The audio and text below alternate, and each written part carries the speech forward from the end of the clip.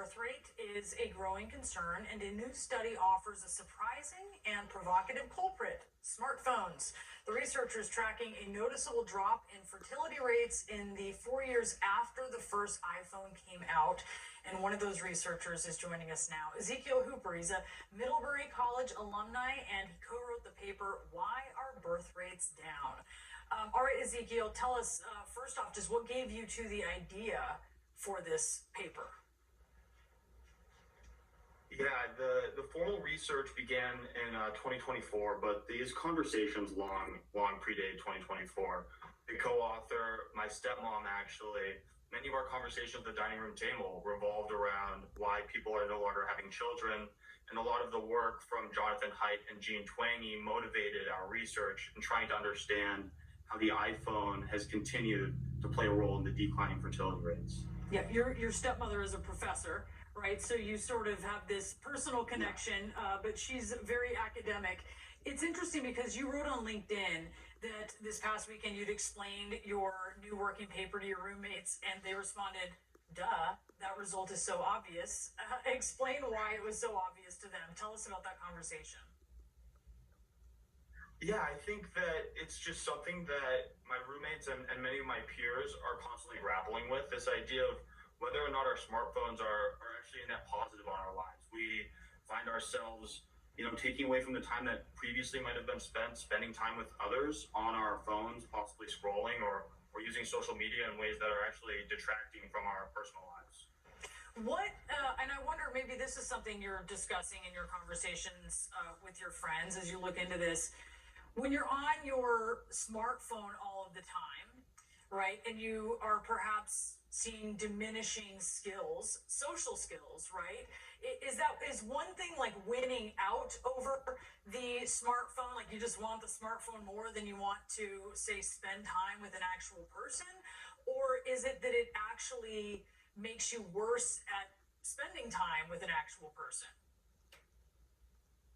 Yeah, I think that there's like a couple ways to look at this. One being that it's just an easy alternative. Like rather than having to make plans and go out and see people, it's much easier to revert to just going onto my phone and communicating with them through a text or watching something on my phone instead. I think for many of my friends and myself, this larger question of trying to understand how our smartphones have changed human interaction is really the stem of this paper and why I wanted to quantitatively study it. So what about other variables? I mean, let's say contraception, right? Could it also be that cell phones have given women more options for pregnancy prevention, like apps that track their fertility window, for instance?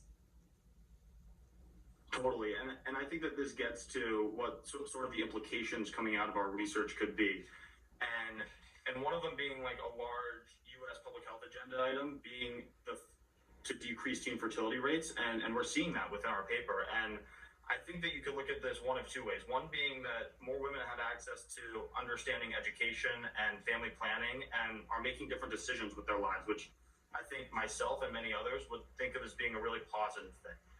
On the other hand, maybe this is part of the story that other researchers are talking about, of greater loneliness being reported amongst younger generations, of more isolation, of less time being spent with their friends, and lower numbers of reported friends that they have. So if the problem, let's say, because you're saying it, some people might say, oh, well, what's the problem? But other people are saying it is a problem because it also tracks with maybe the fulfillment of having companionship and having a full life, which for some people is going to include having children. If the problem then is cell phones, then what's the solution? Yeah, and this gets back to more of what I was just saying, but the solution, I think, at least for myself and my friends, has been to deeply ask more questions around whether or not my smartphone that's on me all the time is truly a net positive on my life. If there are things that I could go without, I constantly am evaluating whether or not an app should be removed or kept because it's taking all of my attention, and we are constantly feeling that my attention is being commodified by different companies. So trying to realize that relationship and change the way that I'm interacting with my technology has been a big first step that I've been taking. Yeah, interesting to think of it as it's taking my attention from me versus, oh, it's giving me something. That's a really interesting way to think about it. Ezekiel Hooper, thanks for talking about this with us. Yeah, thank you for having me. 4 World Cup matches happening today.